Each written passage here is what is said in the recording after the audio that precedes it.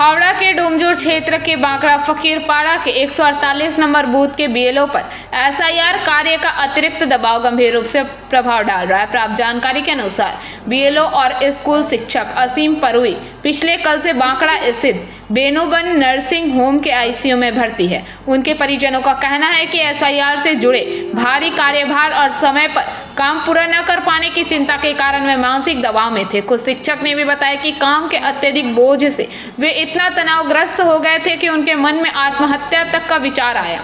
असीम परुई वसीम परवेज का घर नदिया जिले के कृष्णनगर में है।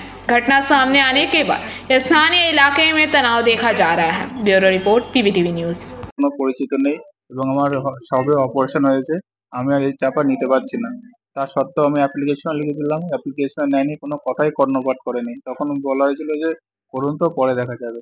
তো দেখতে দেখতে আজকে আমার এই অবস্থা। বাড়িতে বৃদ্ধ বাবা মা এবং তার সাথে সাথে আমার ওয়াইফ আছে, 2 মাস পর ডেলিভারি হবে। আমি 1 মাস ধরে আমার বাড়ির সঙ্গে কোনো সম্পর্ক নেই, আর আমি এর চাপ আমি নিতে পারছি না। আমাকে হয় সুইসাইড করতে হবে, নয় আমাকে, আমি বলছি সরকারের কাছে আমাকে গুলি করে মেরে দিক।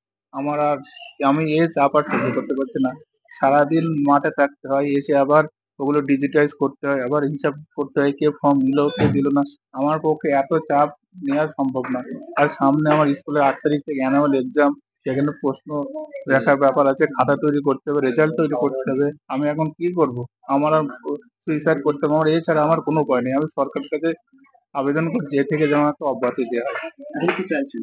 এখন চাই আমার এই চাপ কমাক এবং আমাকে এখান থেকে অব্যাহতি দেওয়া হোক। আমার শরীরের কন্ডিশন এমনি ভালো না। কালকে আমাকে এখানে 2টোর সময় ভর্তি করেছে। আমার কান্নাকাটি দেখে আশেপাশের লোকজন এসে দরজা খুলে তারপর খবর দেয় বিভিন্ন জনকে। সেই সমস্ত দাদারা আমার এখানে ভর্তি করেছে। নাহলে আমার অবস্থা কি হতো আমি নিজে বলে বোঝাতে পারতাম না। আমি আপনাদের মাধ্যমে জানাতে যাচ্ছি ডিএম ম্যাডামকে বা সরকারকে, আমাকে এখান থেকে প্লিজ অব্যাহতি দিন। নাহলে আমার আর কিচ্ছু করার উপায় থাকে না, আমাকে বাধ্য অন্য পথ বেছে নিতে হবে। আপনার নাম? আমার নাম ওয়াসিম পারভেজ। আমার বাড়ি কৃষ্ণনগর, নদিয়াতে। এখানে কোথাকার বিয়ে হয়েছিল? এখানে আমি 148 পাটে বিয়ে হয়েছিলাম, ফকিরপাড়া।